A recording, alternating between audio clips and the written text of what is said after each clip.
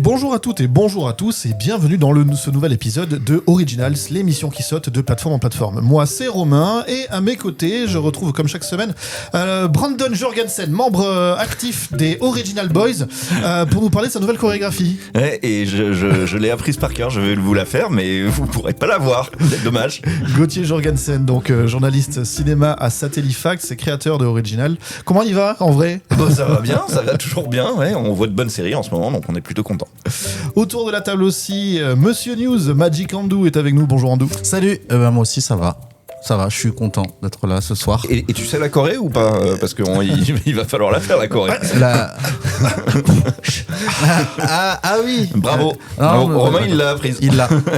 Le plus dur c'est le saut périlleux, mais vous avez vu, je le maîtrise. Ouais, voilà. Très fort. De quoi on parle aujourd'hui ? Eh bien, écoutez, au sommaire, un gros plan sur Culte saison 2, To Be Free. Une deuxième saison donc pour la série qui revient sur les grands moments cultes francophones qui ont émergé de notre histoire populaire. Et donc, cette fois, un focus des To Be Free. Ensuite, on aura droit à la chronique de Gauthier, la chronique Les Pieds dans le Plat. Et de quoi tu nous parles aujourd'hui, Gauthier ? Ouais, on va dire les vrais trucs aujourd'hui sur les contenus de plateforme et comment il faut apprendre à les respecter un petit peu plus. D'ailleurs, rien qu'en les appelant les contenus de plateforme, je les respecte moi-même pas beaucoup.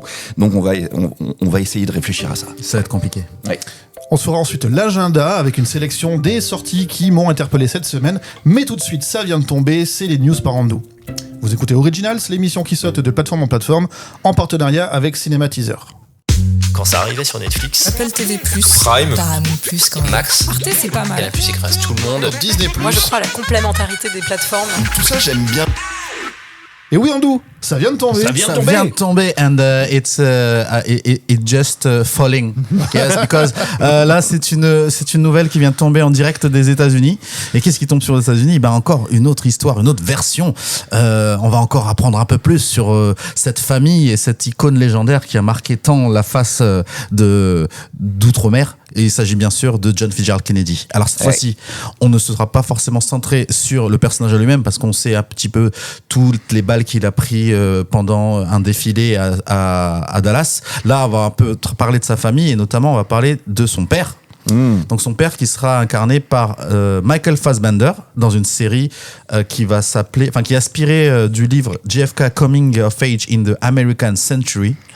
Et donc c'est la dynastie Kennedy quoi. C'est la dynastie Kennedy, ouais. Donc une en sorte fait de The Crown mais version US quoi. Exactement, une sorte de The Crown mais inverse de The Crown qui a commencé directement par la reine Elisabeth. Là on va commencer dans les années 1930. Donc les années 1930, vite fait, du coup petit cours, en gros c'est la grosse déprime. C'est la Grande Dépression. Voilà, c'est la Grande Dépression. Donc c'est dans cette atmosphère de récession que va s'installer donc cette série en 8 épisodes. Et qui sera sur quelle plateforme du coup ? Et bien sur Netflix. D'accord, donc c'est Kennedy Origins quoi. C'est Kennedy Origins, ouais. Ouais, toute la famille. Après, on sait que c'est un clan avec, je sais pas combien il avait de frères et sœurs. Il en avait Kennedy, beaucoup, mais surtout, en fait, ce qu'on sait déjà avec les documentaires, un peu toute l'histoire, c'est que Kennedy voulait à tout prix sortir un peu de l'ombre de son frère Robert. Robert, en fait, parce que du coup, le père avait en fait tout misé sur Robert à la base. Donc voilà. c'est la revanche C'est un petit peu, ouais. entre des frères. Exactement. Ok. Et en 12, alors ça vient de tomber, mais on n'a pas le temps. Alors on n'a pas le temps et mon esprit est ailleurs. Ouais, tellement ailleurs que j'ai failli oublier de préparer cette chronique. Mais bon, alors de quoi on parle ? C'est un truc de ouf. Alors moi j'avoue je suis hypé parce que voilà, on va parler de Prison Break. Donc Prison Break va faire son retour sur Hulu, enfin sur Disney+ via Hulu. Et oui, parce qu'on sait que souvent c'est les anciens films Fox, enfin séries et contenus Fox, maintenant sont plus sur Hulu. C'est ça. Voilà. Donc Disney+ a officiellement commandé une nouvelle série Prison Break. Donc on a trop hâte. Qu'est-ce qui va se passer ? Est-ce que c'est un reboot ? Est-ce que c'est quoi ? On sait pas ce que c'est. Comment on fait revenir ce truc-là ? Est-ce que c'est une saison supplémentaire ? Et non, c'est un reboot avec de nouveaux personnages, une intrigue inédite, mais tout en restant dans le même univers. Donc l'univers Donc on repart en prison là avec le tatouage et tout ça. Non, mais c'est un reboot, donc on oublie. C'est une autre histoire d'évasion, j'imagine. Okay. Oui, complètement. On va avoir, je pense qu'on va avoir autre chose que des tatouages, sinon ce serait vraiment trop facile. Mais par exemple, on va trouver d'autres nouveaux personnages, dont notamment Jackson. Jackson, c'est qui ? C'est un homme politique issu d'un milieu aisé. Et en plus il est en campagne pour sa première élection au Congrès, donc voilà, un petit homme politique. Donc en fait je pense qu'on va être un petit peu à la fois dedans et dehors. Non, s'il y a ça. On aura Tommy, un détenu incarcéré depuis 10 ans dans l'une des prisons les plus dangereuses des États-Unis. Donc sans doute le monsieur qui va vouloir s'échapper. D'accord. Ouais, on pense sur cette sortie sur lui. Ouais, voilà. Et ensuite, concernant la diffusion, cette nouvelle série sera proposée en France donc sur Disney+, mais on n'a encore aucune date officielle de sortie annoncée. Et alors, Andou, ça vient de tomber, mais apparemment on voit des jouets qui sont morts. Ah oui, alors déjà, si on voit des jouets qui sont morts, c'est qu'on est dans un autre univers très connu, c'est celui de Night Shyamalan. Exactement. Alors là, on parle de quel jouet qui est mort là, hein? On va parler d'un jouet. Alors moi, je connais pas ce jouet personnellement. Après Barbie, en attendant les majorettes. Après Ouija, surtout, ça ressemble beaucoup à Ouija. Ouais, c'est un peu comme Ouija apparemment. Alors moi, je connais pas. Ça s'appelle le jouet, c'est le Magic 8 Ball. Et oui, c'est la boule noire qu'on secoue et à qui on pose des questions du style est-ce que je vais devenir très riche, et puis qui nous formule une réponse. Et donc, ok, d'accord. Et donc l'histoire, c'est ça, c'est que Night Shyamalan va faire une série sur ce jouet, c'est ça? Alors oui, tu sais quoi, la seule chose qu'on sait, c'est que c'est une série. Parce que déjà bien. on sait pas trop, et puis que c'est chez Night Shyamalan, donc maintenant peut-être que ça suffit à faire vendre beaucoup de, liker beaucoup de tweets. Mais en tout cas, on ne sait ni l'acteur qui va jouer dedans, ni les acteurs. On connaît ni le casting. Pour l'instant, on connaît pas la plateforme de diffusion, ni de date de sortie. Tu veux dire qu'on sait pas qui va interpréter la boule noire? Non, mais tout ce qu'on sait, c'est que du coup, la Magic Ball là sera le centre d'un drame surnaturel, encore au concept un peu à la Shyamalan, quoi. Ok. Ouais, quand on connaît la filmographie du monsieur, oui, on peut imaginer ce qu'un jouet qui prédit l'avenir peut te réserver. Ouais. Je trouve qu'on adapte trop de jouets à l'écran, là. Quand on en est à adapter la boule noire à l'écran, c'est que on est en train de faire les fonds de tiroir un petit peu. Mais bon. C'est une adaptation de Motus. Ah oui, voilà, complètement. Ça serait génial. Mais du coup, c'est très bon. Et du coup, c'est encore le Mattel en fait comme jeu. Tout à fait. Okay. Ben écoute, merci beaucoup Andou. De rien. Merci à vous de m'avoir écouté. Je vous propose d'enchaîner tout de suite avec le gros plan de la semaine.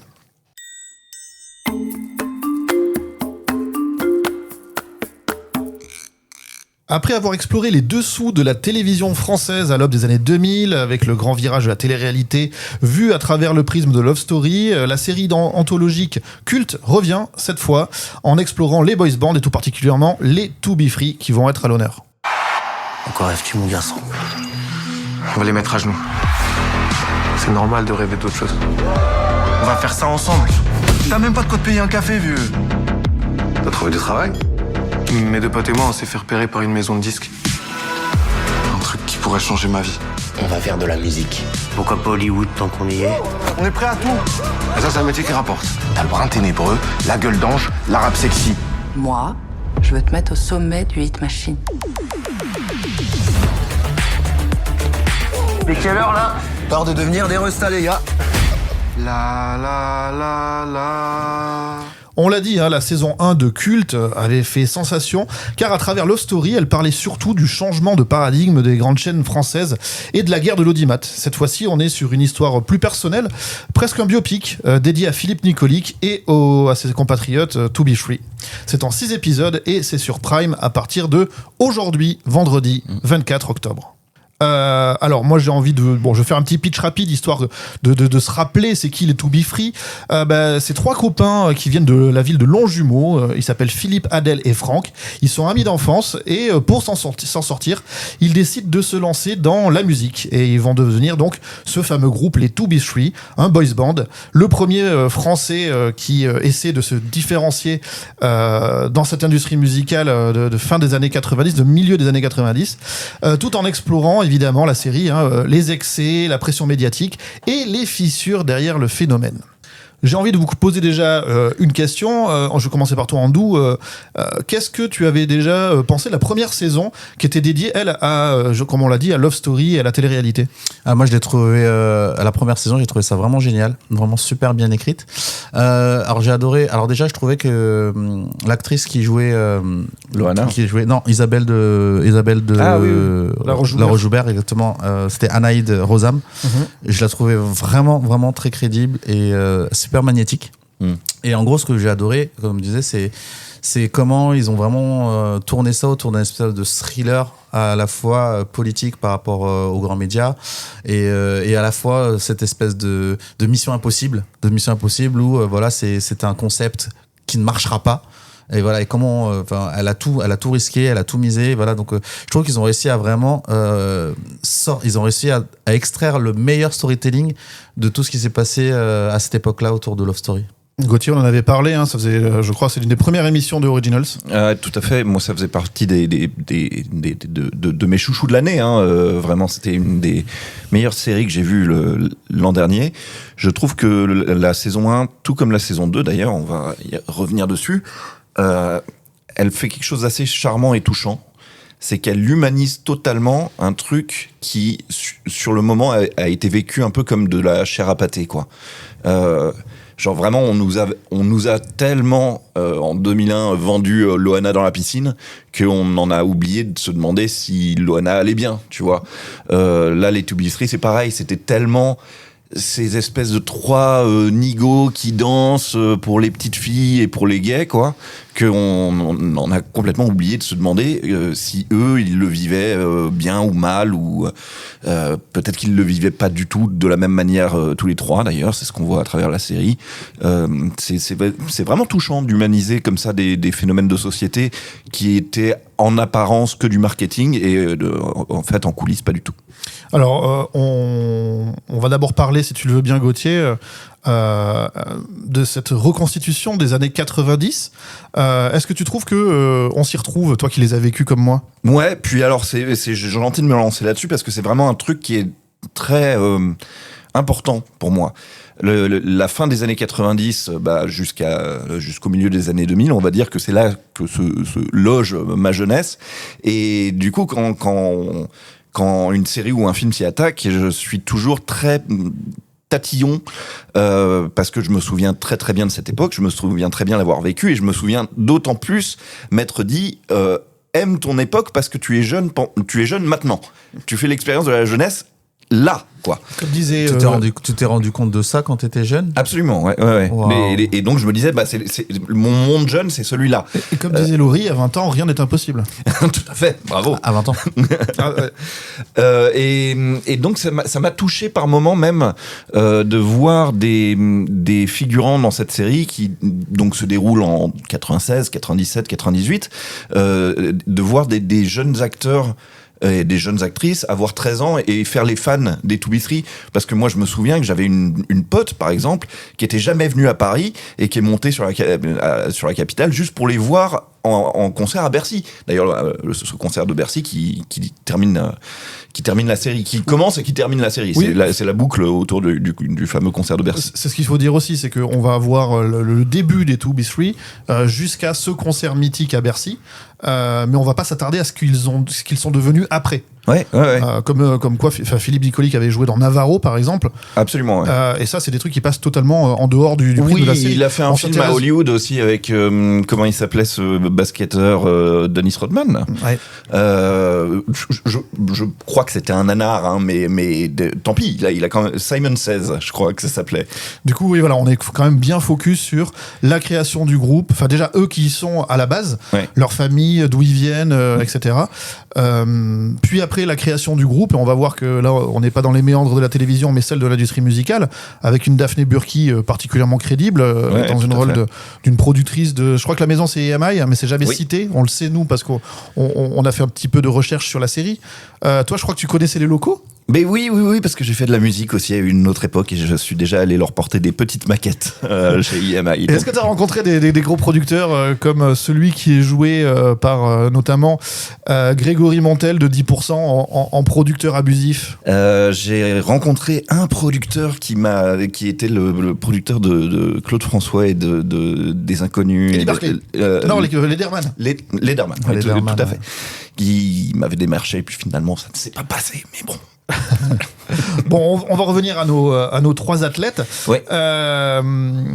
Est-ce que cette notoriété éclair des To Be Free, elle illustre un peu les dérives de la médiatisation à outrance pour vous? Déjà, ce qu'il faut dire, ce que dit cette série très très bien, c'est que pendant cette époque où il y a des boys bands qui ont pullulé, genre il en apparaissait 3 chaque jour, quoi, il y en avait un qui était un petit peu sincère, et c'était les To Be Three. Comme tu l'as très bien dit, au fait, c'est pas des mecs qui ont été castés et mis ensemble de façon artificielle. C'était des vrais copains d'enfance. Et ils étaient un petit peu sincères. Et c'est touchant de les voir, surtout dans les 2 premiers épisodes, marcher dans la rue ensemble et faire les beaux gosses, parce que c'est 3 potes qui font les beaux gosses ensemble. Ils ont cet effet qui s'appelle l'effet Pom-Pom Girl dans la série.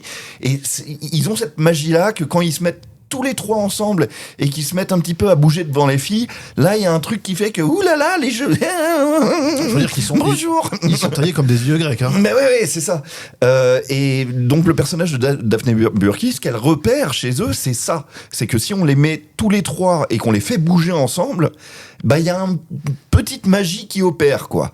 Et donc c'est touchant parce qu'au début ils ont rien d'autre que ça. Ils ont ces 3 corps, quoi. Ils font de la danse hip-hop. Ils font un peu de la danse hip-hop. Il y en a un qui est ancien champion d'Europe de Viet Voda. De Viet Voda, tout à fait, c'est ça.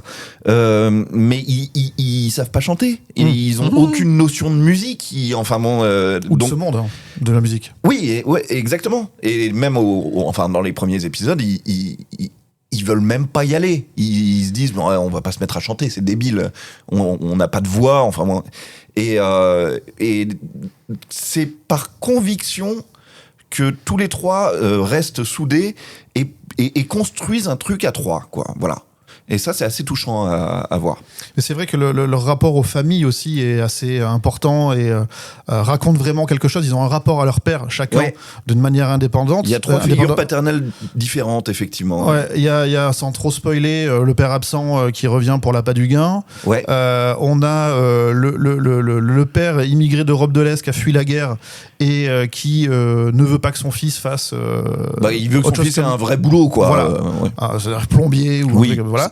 Et on a une famille immigrée, mais plutôt du Maghreb, et qui là, pour le coup, le fait de danser, donc c'est Adèle, a très peur que ça se passe pas bien avec sa famille, et au contraire. Au contraire, ça se passe hyper bien. C'est une scène très très touchante. La scène où il finit par parler à son père de ce qu'il fait, et on découvre que son père, au fait, le savait depuis le début.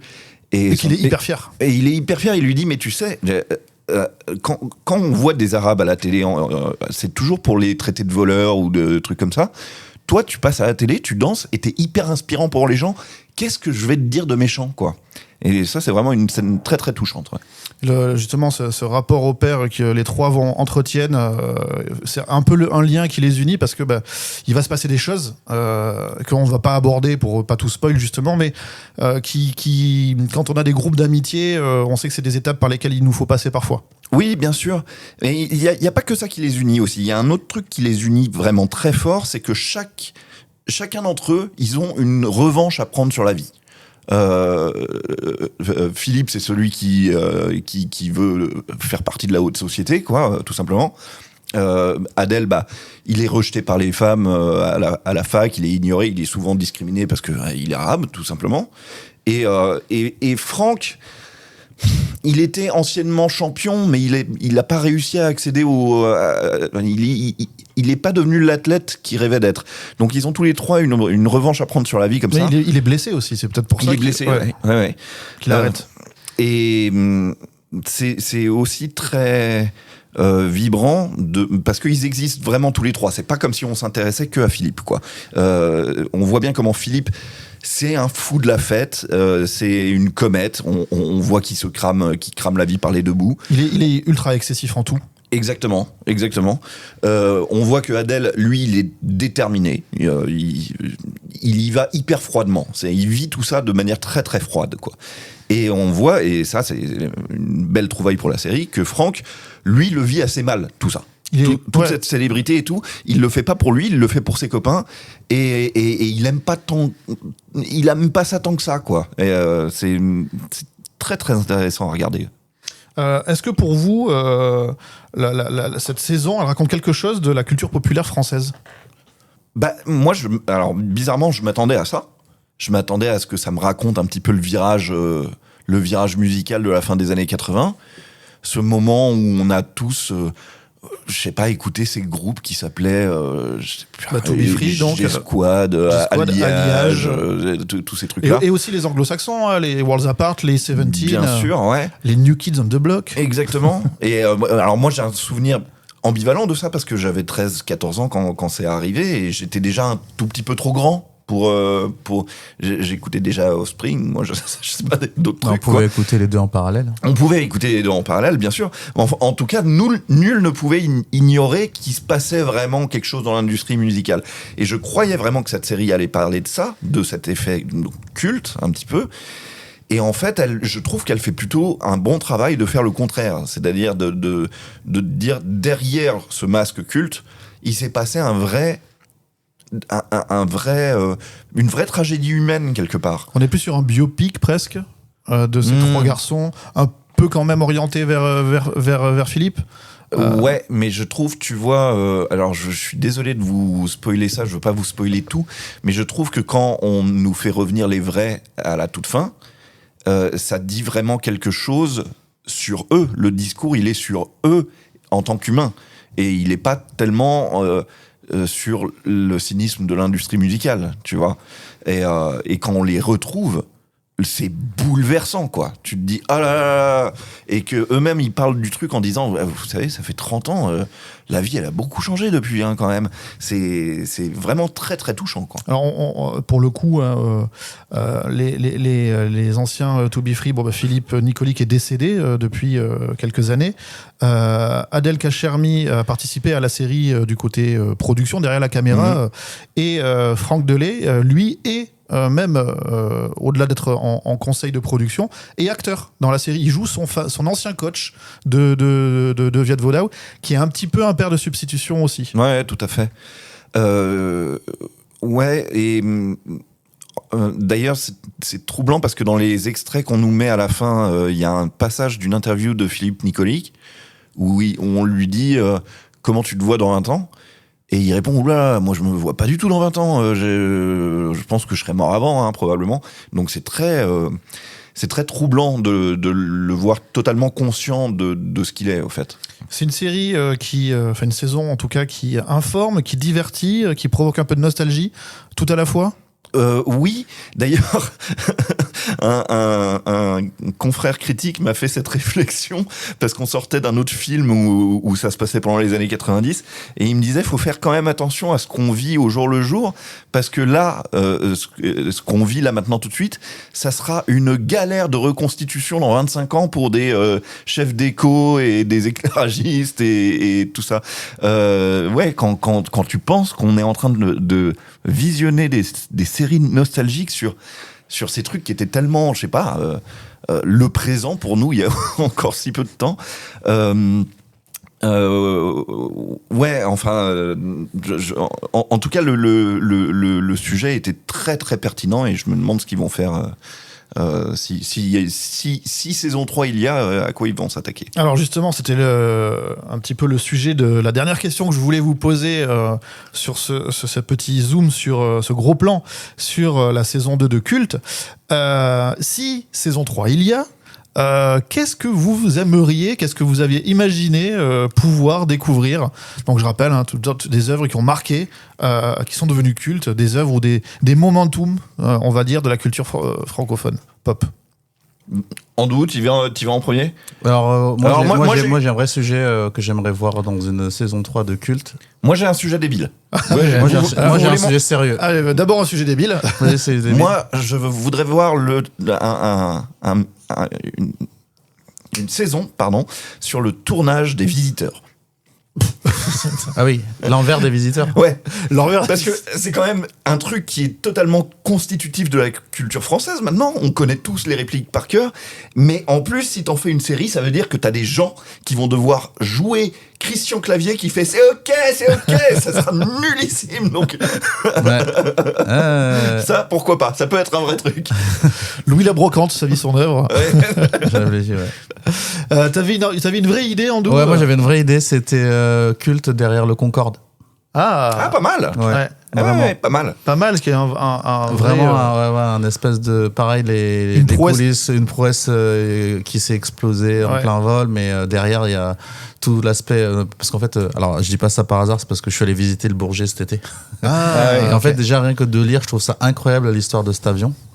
Et du coup, je pense qu'il y a. D'ailleurs, je me demande comment ça se fait que personne n'ait encore eu soit les droits, soit l'idée. Mais pour moi, il y a une super série à faire. J'ai vu des ouais, documentaires sur le sujet, mais jamais Ouais. effectivement. Mais il y a une franchement c'est reconstitution. une série à travers soit par le point de vue des ingénieurs, soit même enfin le point de vue des pilotes. Enfin, il y a tellement de. Je trouve que. Enfin voilà, moi je trouve que c'est un avion Ouais, qui a complètement marqué notre génération aussi. C'est vrai. C'est une belle idée. C'est vrai, moi je me souviens encore d'où j'étais quand on m'a appris le crash. Le crash et tout. Toi, Gauthier, de ton côté, t'avais pensé à quoi? Non, alors une vraie. J'aimerais beaucoup voir l'avènement de la French Touch. Je trouve que Ah, c'est bien, c'est un sujet chouette. Ah, genre, tu prends Daft Punk en fil rouge et puis tu déroules. C'est ça. Et j'aimerais bien voir tous ces gars qui sont quand même totalement brillants interagir dans leur jeunesse, tu vois. Les mecs de Cassius, les mecs de R, de Phoenix, tout ça. Phoenix, c'est français? Ouais, tout à fait. Tout à fait, ouais. J'aimerais bien les voir au début de ce petit moment là entre 90, 91 et Homework, l'avènement de Daft Punk avec l'album Homework en 95. Je trouve que ça serait assez passionnant parce Ouais, que tous les ils thèmes ont de Crécy, les Laurent Garnier, ouais voilà tout ça. Ils ont quand même retourné la musique quoi. C'est des mondial. ouais mondial. Ouais. Ouais, et mondial. Ouais. C'est vrai que moi j'avais comme ça réfléchi à 2-3 trucs. J'étais pas retourné vers la musique. Ouais, vu qu'on l'a traité déjà. Mais c'est une belle idée aussi. Moi de mon côté, j'avais un truc comme ça, un truc qui a vraiment marqué toute une génération. C'est la génération Club Dorothée et AB Prod. Ah oui, carrément. Ouais, et c'est de une revoir très, des très bonne acteurs idée. faire Dorothée, Mais Ariel, du coup- Patrick et Jackie, ça peut avoir quelque chose parce que ça raconte vraiment quelque chose de Bah, très c'est ça que générationnel. justement, je vais chercher du coup, c'est quoi l'histoire qu'on pourrait sortir de toute cette époque, mais je pense qu'il y a eu quand même. Mais pareil, t'as les dessous de la télévision, ça s'est arrêté de manière hyper abrupte parce que au lieu de marcher main dans la main comme il l'était pendant des années, AB et TF1, Ouais. ils se sont disputés au moment où il y a eu l'arrivée des satellites entre TPS et AB Prod et ABSat. ok. Ouais. Donc il y a vraiment quelque chose de tragique à la fin qui fait que il y a cette rupture hyper soudaine. Donc moi, je trouve qu'il y a vraiment un truc à Ah, il y a raconter peut-être un truc, et ça parlerait, je pense, à beaucoup de gens qui sont des abonnés des plateformes. Ah bah ça pour notre génération. Les Oui, dessous du c'est club sûr. Dorothée, ouais, ça peut être Alors, un truc de ouf. Vous savez quoi ? J'ai posé la question à ChatGPT Ouais. Et qu'est-ce qu'il a répondu? parce qu'il y a pas mal d'articles de gens qui se sont posés un petit peu la même question. Alors, outre les réponses où il m'a dit faudrait parler de Love Story, bah oui, merci, ça a déjà été Le gars, fait. le gars Voilà. est bon. Il avait proposé la French Touch. Ah ouais. Il a proposé ça. Les grands esprits. Ouais, comme quoi. Le Gauthier de synthèse. Ouais, c'est ça. Il avait aussi proposé l'arrivée et l'impact du rap français. Alors justement, j'ai pourquoi pensé. pas, ouais. Mais alors, moi j'irais. alors- IAM, NTM, tout ça. Ouais, il y a MC ça, mais Solar. alors pour le coup, moi, en réfléchissant, je sais pas si c'est. Non, je serais allé même plus loin, je serais allé sur l'arrivée de la trappe, de l'afro-trap, moi.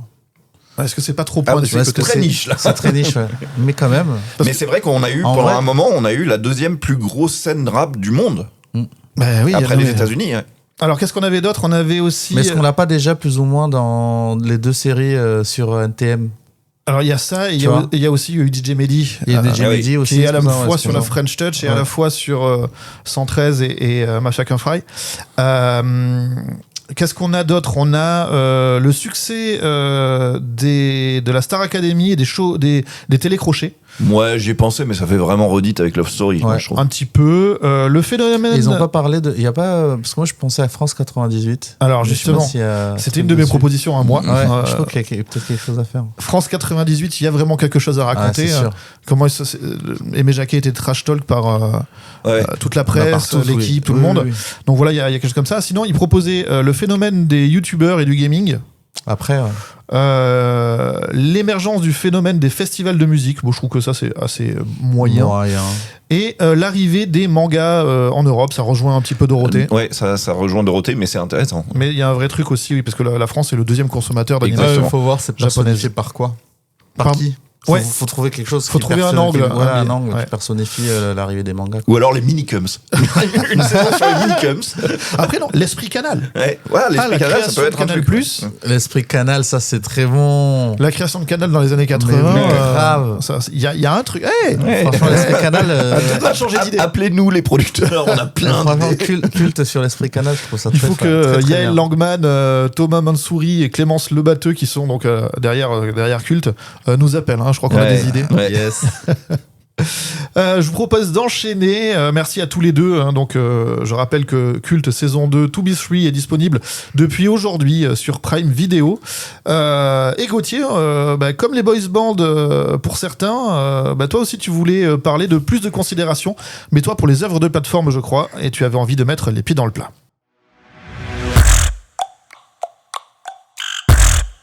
Ok Gauthier, dis-nous en plus. Ouais, je voulais dire les vrais trucs, effectivement, sur ces contenus de plateforme je trouve qu'on ne considère pas à leur juste valeur pour le moment. Alors, quand on arrive à la fac de cinéma, un des premiers trucs qu'on nous apprend sur l'histoire du cinéma, c'est qu'au début de l'histoire du cinéma, le cinéma était pas dans des salles de cinéma parce que ça existait pas encore les salles de cinéma. Donc, on le mettait dans des fêtes foraines et le cinéma s'est sédentarisé dans les années 10, quoi. C'est à partir de là qu'il a commencé à y avoir des salles de cinéma et que l'action aller au cinéma a trouvé une sorte de tradition. Quand tu dis les années 10, c'est 1910, hein. C'est Oui, pas oui, genre 10 10 après JC. 2000, C'était pas hier. En 1910, bien sûr. Et donc, avant qu'il se sédentarise, on trouvait que c'était un divertissement. C'était la nature même du cinéma, puisqu'il était dans les fêtes foraines. Donc, personne ne regardait le cinéma comme de l'art. Et d'ailleurs, on a mis très longtemps à regarder ça comme de l'art, puisque jusqu'à la fin des années 30, il n'y avait même pas de récompense. Les Oscars arrivent en gros à ce moment-là. Et comme on considérait pas ça comme de l'art, on l'entretenait pas beaucoup. Le cinéma muet, donc qui se termine à la fin des années 20, vous savez combien on en a perdu ? Je crois qu'il reste. C'est comme les autres dinosaures en vrai, il y en a très peu. Ouais, c'est ça. On a perdu 80% de notre histoire du cinéma avant de considérer que c'était de l'art et qu'il faut l'entretenir. Et je trouve que sur les contenus de plateforme, on en est un petit peu là. On en est un petit peu à considérer que c'est du divertissement par défaut et à ne même pas faire gaffe de l'entretenir, le récupérer, le cultiver, tout simplement. Je trouve qu'il existe une cinéphilie autour du cinéma, mais qu'il n'en existe pas encore du tout autour des contenus de plateforme. La preuve, encore une fois, on parle de contenus de plateforme comme si c'était juste des trucs faits pour remplir un vide, quoi. Or, moi je fais partie de la communauté des cinéphiles de France, et quand on est cinéphile, en France, on passe beaucoup de son temps à parler avec des gens de juste le cinéma. Et on en parle, mais sous toutes les coutures. On peut parler des acteurs, on peut parler de la photo, on peut parler même de questions philosophiques qu'un film nous a fait lever, etc. Quand est-ce qu'on fait ça avec les contenus de plateforme ? Jamais. Moi, quand je vois quelqu'un qui me parle d'un contenu de plateforme, c'est toujours pour me dire « Oui, j'ai bingé les 6 épisodes de... Ouais, mais jamais il y a voilà, la photo est démentielle ou la performance que fait cette actrice, mais il faut que tu vois à tel moment, etc. On cultive pas ça comme ça. Et alors, c'est un petit peu le propos de Originals, et ce qu'on fait ici, c'est que j'aimerais faire naître une sorte d'élan critique et de considérer que les contenus de plateforme ne sont pas juste des contenus faits pour être consommés entre un kebab et un scrolling des photos Instagram de je sais pas qui. Si on veut leur donner des prix, leur filer une considération, il faut qu'on les considère au même titre qu'on donne de la valeur à une œuvre qui est diffusée dans un cinéma ou même un tableau qui est montré dans un musée ou je sais pas. Il faut qu'on ait c'est pas religieux. Il faut qu'on ait juste l'attention que ça mérite. Et il faut que ça aille aussi dans les deux sens. C'est-à-dire que c'est pas seulement les spectateurs qui doivent lui donner une meilleure considération, c'est aussi les plateformes en elles-mêmes et toute l'industrie qu'il y a autour, parce que je trouve, je le redis, je sais que je l'ai déjà dit, mais je trouve que quand Disney efface une série comme Willow de son répertoire sous prétexte que ça n'a pas marché, c'est flippant au fait, parce que c'est de l'art, encore une fois. La seule façon de le voir aujourd'hui, c'est en version pas légale. Ben oui, c'est ça. Donc ça incite le piratage en plus. Dans une vidéo que tu m'as très gentiment transférée l'autre jour, j'ai découvert qu'ils faisaient ça pour pouvoir déclarer la série en perte et donc payer moins d'impôts à la fin de l'année. C'est quand même nul d'effacer de l'art pour payer moins d'impôts. C'est très cynique, disons. Mais c'est horrible. Et je sais pas si vous savez ça, mais en France, à chaque fois qu'on demande un visa pour un film, même un film tourné en numérique, on vous demande de faire un retour pellicule. C'est-à-dire qu'il doit y avoir au moins une version print du film pour être stocké à Bois d'Arcy, dans les archives du CNC. Donc, à chaque fois que quelqu'un fait un film, il y a ce retour print pour qu'on l'ait et qu'on le conserve. Et je trouve qu'il serait normal, et que ça serait la moindre des choses, qu'on fasse la même chose pour les contenus de plateforme. Et ça, c'est aux plateformes, c'est à l'industrie des plateformes de le faire, c'est pas à nous. Donc voilà, plus de considération, plus de respect pour les contenus de plateforme, pas seulement de la part des spectateurs, mais aussi de la part de l'industrie. Merci beaucoup Gauthier, je vous propose, c'est un vœu pieux, en tout cas on est de tout cœur avec toi sur ce combat. Je vous propose même d'enchaîner tout de suite avec les sorties de la semaine.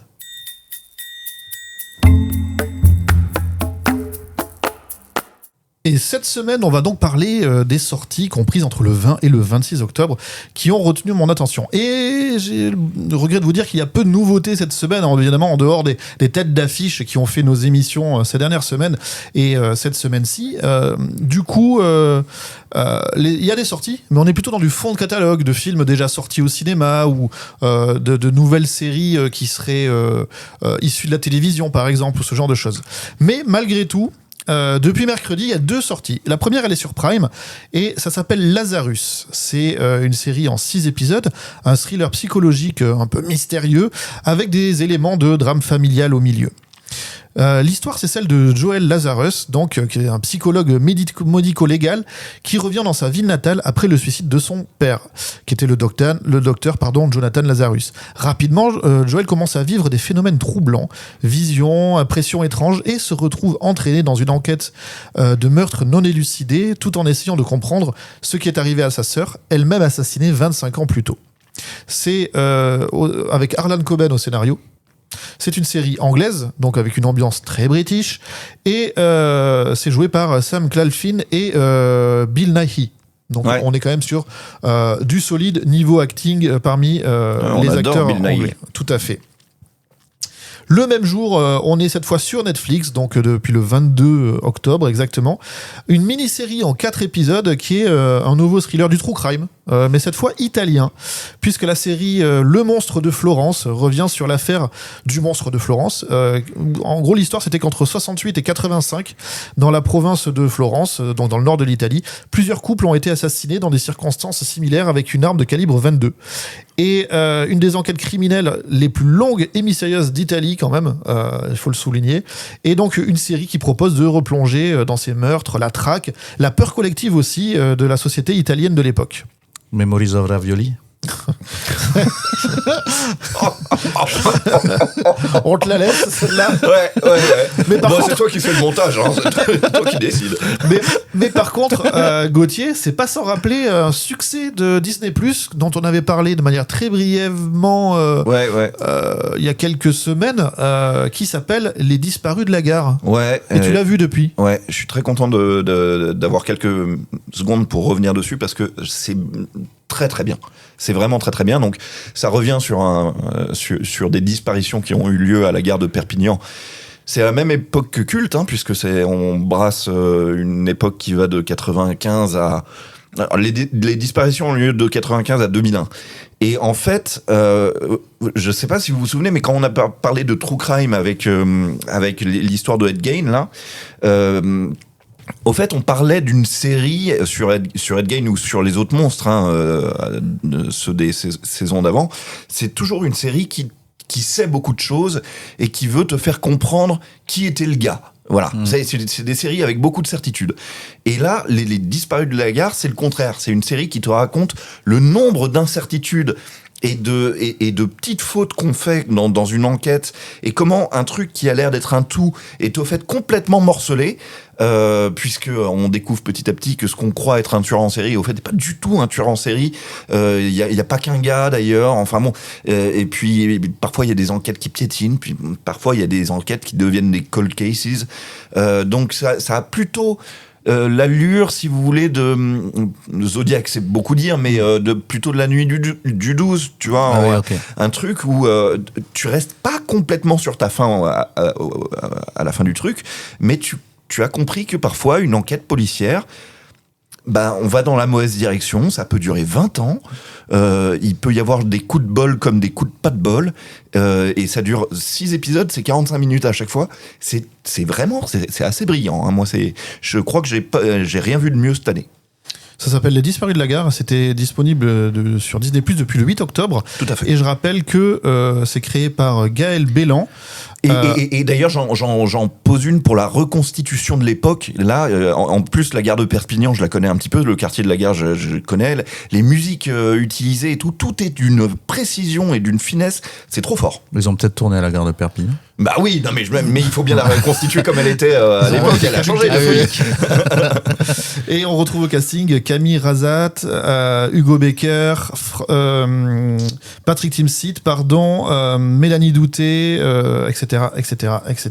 Ouais, très très belle série, très très belle.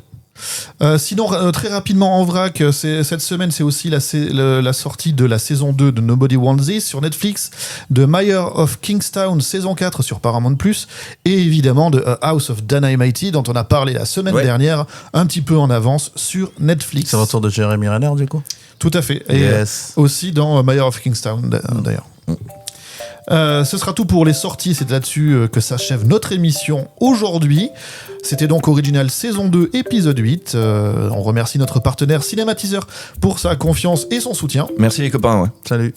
Et par avance, Magic Andou, qui va donc faire le montage maintenant de cet épisode. Il y a du taf. Aujourd'hui, il y a du taf. Ouais, ça tombe bien, parce que je commençais à être en automatique là, mais là, c'est bien.